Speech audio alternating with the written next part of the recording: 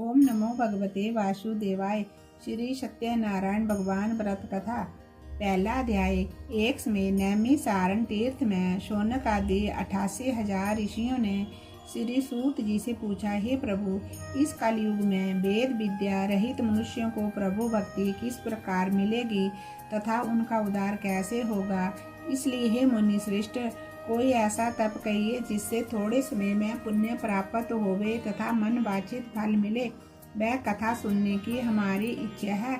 सर्वशास्त्र ज्ञाता श्री सूत जी बोले, हे वैष्णव में पूज्य, आप सब ने सब प्राणियों के हित की बात पूछी है। अब मैं उस श्रेष्ठ व्रत को आप लोगों से कहूँगा जिस व्रत को नारद जी ने लक्ष्मी नारायण से पूछा था और लक्ष्मीपति ने मुनि श्रेष्ठ नारद से कहा था।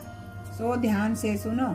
एक समय योगी राज नारद जी दूसरों के हित की इच्छा से अनेक लोकों में घूमते हुए मृत्यु लोक में आ पहुँचे।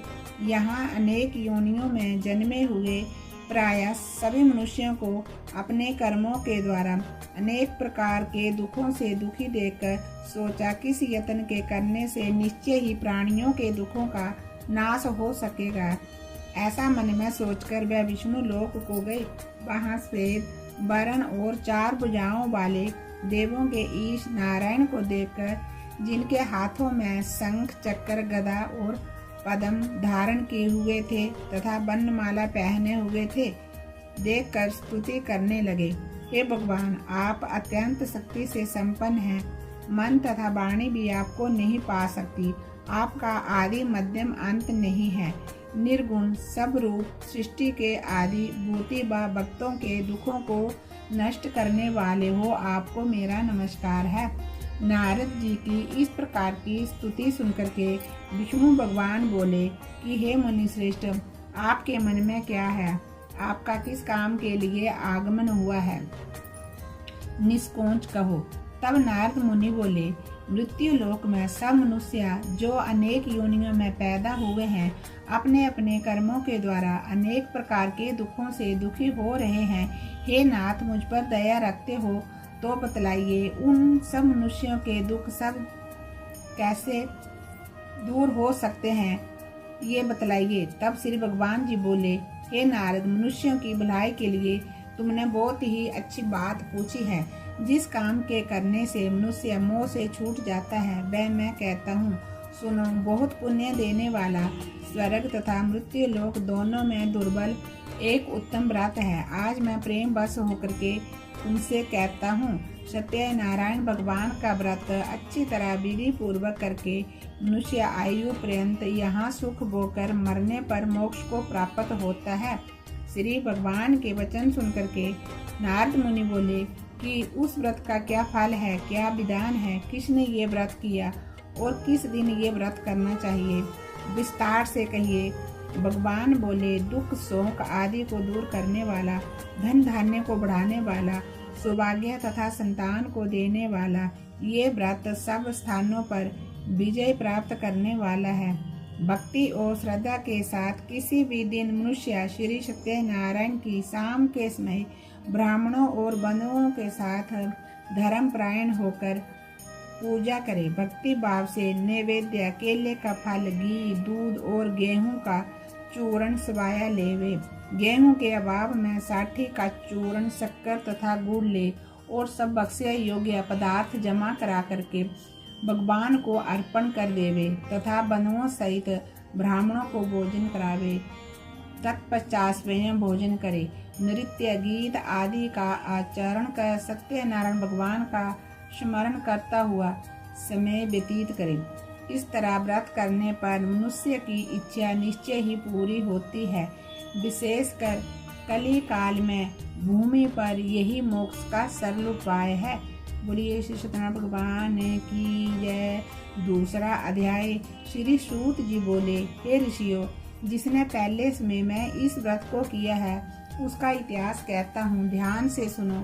सुंदर काशीपुरी नगरी में एक अत्यंत निर्धन ब्राह्मण रहता था। वह भूख और प्यास से बेचैन हुआ नित्य पृथ्वी पर घूमता था। ब्राह्मणों से प्रेम करने वाले भगवान ने ब्राह्मण को दुखी देखकर बूढ़े ब्राह्मण का रूप धारण कर उसके पास जा आदर के साथ पूछा, हे विप्र, नित्य दुखी हुआ पृथ्वी पर क्यों घूमता है? हे श्रेष्ठ ब्राह्मण, ये सब मुझसे कहो, मैं सुनना चाहता हूँ। ब्राह्मण बोला, मैं निर्धन हूँ, ब्राह्मण हूँ, भिक्षा के लिए पृथ्वी पर फिरता हूँ। हे भगवान, यदि आप इसका कोई उपाय जानते हो तो कृपा करके कहो। वृद्ध ब्राह्मण बोला कि सत्यनारायण भगवान मनवांछित फल देने वाले हैं, इसलिए हे ब्राह्मण, तू उनका पूजन कर, जिसके करने से मनुष्य सब दुखों से मुक्त होता है। ब्राह्मण को व्रत का सारा विधान बतलाकर बूढ़े ब्राह्मण का रूप धारण करने वाले श्री सत्यनारायण भगवान जी अंतर्ध्यान हो गए। जिस व्रत को वृद्ध ब्राह्मण ने बतलाया है, मैं उसको करूँगा, ये निश्चय करने पर उसे रात में नींद नहीं आई। वह सवेरे उठ सत्यनारायण भगवान के व्रत का निश्चय कर भिक्षा के लिए चला। उस दिन उसको भिक्षा में बहुत सा धन मिला, जिससे उसने सत्यनारायण भगवान का व्रत किया। इसके करने से वह ब्राह्मण सब दुखों से छूटकर अनेक प्रकार की संपत्तियों से युक्त हुआ। उसमें से वह ब्राह्मण हर मास व्रत करने लगा। इस तरह सत्यनारायण भगवान के व्रत को जो करेगा, वह सब पापों से छूटकर मोक्ष को प्राप्त होगा। आगे जो पृथ्वी पर सत्यनारायण भगवान का व्रत करेगा, वह मनुष्य सब दुखों से छूट जाएगा। इस तरह नारद जी ने नारायण का कहा हुआ ये व्रत तुमसे कहा। हे विप्रो, अब मैं और क्या कहूँ? ऋषि बोले, हे मुनीश्वर, संसार में इस ब्राह्मण से सुनकर किस किस ने इस व्रत को किया, वह हम सब सुनना चाहते हैं। इसके लिए हमारे मन में श्रद्धा का भाव है। श्री सूत जी बोले, हे मुनियों, जिसने इस व्रत को किया है वह सब सुनो।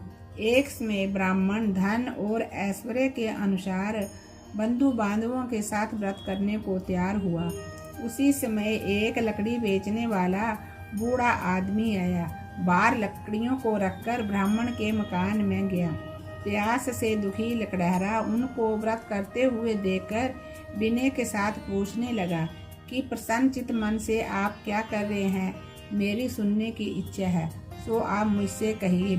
ब्राह्मण ने कहा, सब मनोकामनाओं को पूर्ण करने वाला ये श्री सत्यनारायण भगवान का व्रत है। इन्हीं की कृपा से मेरे घर में धन धान्य आदि की वृद्धि हुई है। ब्राह्मण से इस व्रत के बारे में जानकर लकड़हारा बहुत प्रसन्न हुआ। चरणामृत और प्रसाद खाने के बाद वह अपने घर को गया। लकड़हारे ने अपने मन में इस प्रकार का संकल्प किया कि आज ग्राम में लकड़ी बेचने से मुझे जो धन मिलेगा, मैं उसी से श्री सत्यनारायण भगवान का उत्तम व्रत करूंगा।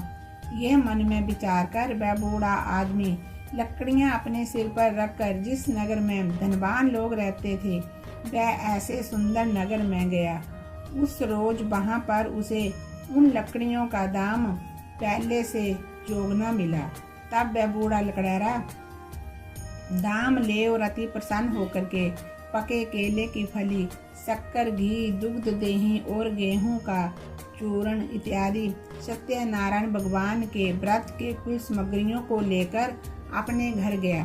फिर उसने अपने भाइयों को बुलाकर विधि के साथ भगवान जी का पूजन और व्रत किया। उस व्रत के प्रभाव से वह बूढ़ा लकड़हारा धन, पुत्र आदि से युक्त हुआ और संसार के समस्त सुख भोगकर वैकुंठ धाम को चला गया। ओम नमो भगवते वासुदेवाय। तीसरा अध्याय।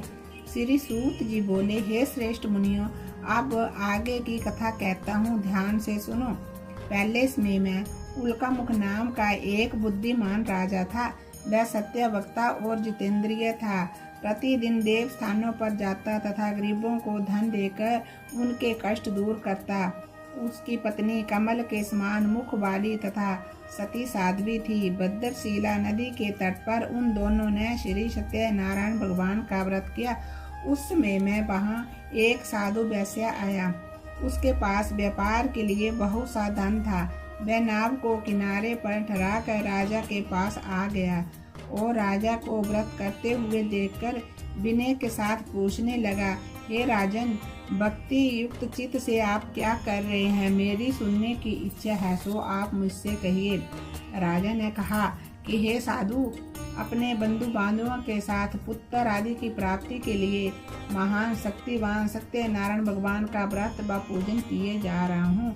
राजा के वचन सुनकर के साधु आदर के साथ बोला, हे राजन, मुझसे भी इसका सब विधान कहो। मैं भी आपके कहने के अनुसार इस व्रत को करूँगा। मेरे भी कोई संतान नहीं है और इससे निश्चय ही होगी। राजा से सब विधान सुन व्यापार से निवृत्त हो वह आनंद के साथ अपने घर को गया। साधु ने अपनी स्त्री से संतान देने वाले उस व्रत का समाचार सुनाया और कहा कि जब मेरे घर में संतान होगी तब मैं इस व्रत को करूँगा। साधु ने ऐसे वचन अपनी स्त्री लीलावती से कहे। एक दिन उसकी स्त्री लीलावती पति के साथ आनंदित हो संसारिक धर्म में प्रवृत्त होकर सत्यनारायण भगवान की कृपा से गर्भवती हो गई तथा 10वें महीने में उसके घर में एक सुंदर कन्या का जन्म हुआ। दिनों दिन वह इस तरह बढ़ने लगी जैसे शुक्ल पक्ष का चंद्रमा बढ़ता है। कन्या का नाम कलावती रखा गया। तब लीलावती ने मीठे शब्दों में अपने पति से कहा कि आपने जो संकल्प किया था कि भगवान का व्रत करूंगा, अब आप उसे करिए। साधु बोला कि हे प्रिय, इसके विवाह पर ही करूंगा। इस प्रकार अपनी पत्नी को आश्वासन देकर के वह नगर को चला गया। कलावती पितृगृह में वृद्धि को प्राप्त हो गई। साधु ने जब नगर में सखियों के साथ अपनी पुत्री को देखा तो तुरंत दूत को बुला करके कहा कि पुत्री के वास्ते कोई सुयोग्य वर देकर लाओ। साधु की आज्ञा पाकर दूत कंचन नगर पहुंचा और वहां पर बड़ी खोज और देखभाल कर लड़की के लिए सुयोग्य वणिक पुत्र को ले आया। उस सुयोग्य लड़के को देखकर साधु ने अपने बंधु बांधवों सहित प्रसन्नचित अपनी पुत्री का विवाह उसके साथ करवा दिया, किंतु दुर्भाग्य से विवाह के समय भी उस व्रत को करना भूल गया। तब श्री सत्यनारायण भगवान जी क्रोधित हुए और श्राप दिया कि तुम्हें धारण दुख प्राप्त होगा। अपने कार्य में कुशल साधु बनिया जमाता सहित समुद्र के समीप स्थित रत्नपुर नगर में गया और वहां दोनों ससुर ज्वाई चंद्रकेतु राजा के उस नगर में व्यापार करने लगा। एक रोज भगवान सत्यनारायण की माया से प्रेरित कोई चोर राजा का धन चुराकर भागा जा रहा था, किंतु राजा के दूतों को आते देखकर चोर ने घबराकर भागते हुए राजा के धन को वहीं चुपचाप रख दिया जहां वे दोनों ससुर ज्वाई ठहरे हुए थे। जब दूतों ने उस साधु वैश्य के पास राजा के धन को रखा देखा तो वे दोनों को बांधकर ले गए और प्रसन्नता से दौड़ते हुए राजा के पास जाकर के बोले, ये दो चोर हम पकड़ करके लाए हैं, देखकर आज्ञा दे। तब राजा की आज्ञा से उनको कठोर कारावास में डाल दिया और उनका धन सारा छीन लिया। सत्यनारायण भगवान के श्राप द्वारा उनकी पत्नी भी घर पर बहुत दुखी हुई। घर पर जो भी धन रखा था उसे चोर चुराकर ले गए। शारीरिक व मानसिक पीड़ा तथा भूख प्यास से अति दुखित हो अन्न की चिंता में कलावती एक ब्राह्मण के घर गई। वहां उसने सत्यनारायण भगवान का व्रत करते देखा। फिर कथा सुनी तथा प्रसाद ग्रहण कर रात को घर आई। वो माता ने कलावती से पूछा, हे पुत्री, अब तक कहाँ थी व तेरे मन में क्या है? कलावती ने बोला कि हे माता, मैंने एक ब्राह्मण के घर में श्री सत्यनारायण भगवान का व्रत करते देखा है। कन्या के वचन सुनकर के लीलावती भगवान के पूजन की तैयारी करने लगी। लीलावती ने परिवार और बंधुओं सहित सत्यनारायण भगवान का पूजन और व्रत किया और वर मांगा कि मेरे पति और दामाद शीघ्र ही आ जावे। साथ ही प्रार्थना की कि हम सबका अपराध क्षमा करो। सत्यनारायण भगवान जी इस व्रत से प्रसन्न हो गए और राजा चंद्रकेतु को सपन में दर्शन दे करके कहा, हे राजन, दोनों वैश्यों को प्रातः ही छोड़ दो और उनका सब धन जो तुमने ग्रहण किया है दे दो, नहीं तो मैं तेरा धन, राज्य, पुत्र आदि सब कुछ नष्ट कर दूंगा। राजा से ऐसे वचन कहकर भगवान अंतर ध्यान हो गए। प्रातः काल राजा चंद्रकेतु ने सभा में अपना सपन सुनाया। फिर दोनों वणिक पुत्रों को कैद से मुक्त कर सभा में बुलाया। दोनों ने आते ही राजा को नमस्कार किया। राजा मीठे वचनों से बोला, हे महानुभावों, बाबे बस ऐसा कठिन दुख प्राप्त हुआ है, अब कोई व्यय नहीं है। ऐसा कहकर राजा ने उनको नए नए वस्त्र आभूषण दिए और जितना धन उनका लिया था उससे दुगना धन देकर आदर के साथ विदा किया। दोनों वैश्यों अपने नगर को चल दिए। बोलिए श्री सत्यनारायण भगवान की जय। चौथा अध्याय। सूत जी बोले, वैश्य ने मंगला आचार करके यात्रा आरंभ की और अपने नगर को चला। उनकी थोड़ी दूर निकलने पर दंडी वेशधारी श्री सत्यनारायण ने उनसे पूछा, हे साधु, तेरी नाम में क्या है? अभिमानी बणि का हंसता हुआ बोला, हे दंडी, आप क्यों पूछते हो? क्या धन लेने की इच्छा है? मेरी नाम में तो बेल और पत्ते आदि भरे पड़े हैं। वैश्य का कठोर वचन सुनकर के भगवान ने कहा, तुम्हारा वचन सत्य हो। दंडी ऐसा कहकर वहां से दूर चले गए और कुछ दूर जाकर समुद्र के किनारे बैठ गए। दंडी के जाने पर वैश्य ने नित्य क्रिया करने के बाद नाव को ऊंची उठी देकर अचंबा किया और नाव में बेल और पत्ते आदि देखकर मूर्छित हो जमीन पर गिर पड़ा। फिर मूर्छा खुलने पर अत्यंत शोक प्रकट करने लगा। तब उसका दामाद बोला कि आप दुख न मनाएं, ये दंडी का श्राप है, अतः हमें दंडी की शरण में चलना चाहिए, तभी हमारी मनोकामना पूरी होगी। दामाद के वचन सुन वह दंडी के पास पहुंचा और अत्यंत भक्ति भाव से नमस्कार करके बोला, मैंने जो आपसे असत्य वचन कहे थे उनको क्षमा करो। ऐसा कहकर महान शोक आतुर होकर के रोने लगा।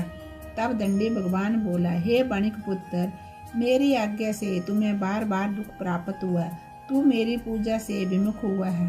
साधु बोला, हे भगवान, आपकी माया से मोहित ब्रह्मा आदि भी आपके रूप को नहीं जान सकते, तब मैं अज्ञानी कैसे जान सकता हूँ? आप प्रसन्न होइए, मैं सामर्थ्य के अनुसार आपकी पूजा करूँगा। मेरी रक्षा करो और पहले के समान नौका में धन भर दो। उसके भक्ति युक्त वचन सुनकर भगवान प्रसन्न हो उसकी इच्छा अनुसार वर देकर अंतर ध्यान हो गए। तब उन्होंने नाव पर आकर के देखा कि नाव धन से परिपूर्ण है। फिर वह भगवान सत्यनारायण का पूजन कर साथियों सहित अपने नगर को चला। अब अपने नगर के निकट पहुंचा, तब दूत को घर भेजा। दूत ने साधु के घर जा उसकी स्त्री को नमस्कार करके कहा कि साधु अपने दामाद सहित इस नगर के समीप आ गए हैं। ऐसा वचन सुन साधु की स्त्री ने बड़े हर्ष के साथ श्री सत्यनारायण भगवान का पूजन कर पुत्री से कहा कि मैं अपने पति के दर्शन को जाती हूँ, तू कार्य पूर्ण कर शीघ्र आ जाना। माता के ऐसे वचन सुनकर कलावती प्रसाद को छोड़कर पति के दर्शन करने के लिए गई। प्रसाद की अवज्ञा के कारण श्री सत्यनारायण भगवान ने रुष्ट होकर के उसके पति को नाव सहित पानी में डुबो दिया। कलावती अपने पति को न देखकर रोती हुई जमीन पर गिर पड़ी। इस तरह नौका को डूबा तथा कन्या को रोता हुआ देखकर साधु दुखित हो बोला, हे प्रभु, मुझसे या मेरे परिवार से जो भी भूल हुई हो उसे क्षमा करो। उसके दीन वचन सुनकर श्री सत्यनारायण भगवान जी प्रसन्न हो गए और आकाशवाणी हुई, हे साधु, तेरी कन्या मेरे प्रसाद को छोड़कर आई है, इसलिए इसका पति अदृश्य हुआ है। यदि वह घर जाकर प्रसाद खाकर लौटे तो इसे पति के दर्शन आवश्यक मिलेंगे। ऐसी आकाशवाणी सुनकर के कलावती ने घर पहुंचकर प्रसाद खाया, फिर आकर के पति के दर्शन किए। तत्पश्चात साधु ने बंधु बांधवों सहित सत्यदेव का विधि पूर्वक पूजन किया। उस दिन से वह पूर्णिमा को सत्यनारायण भगवान का पूजन करने लगा। फिर वह इस लोक का सुख भोग कर अंत में स्वर्ग लोक को चला गया। पूरी सत्यनारायण भगवान की जय। सत्यनारायण नारायण नारायण। 5वां अध्याय। सूत जी बोले, हे ऋषियों, मैं और भी कथा कहता हूँ, सुनो।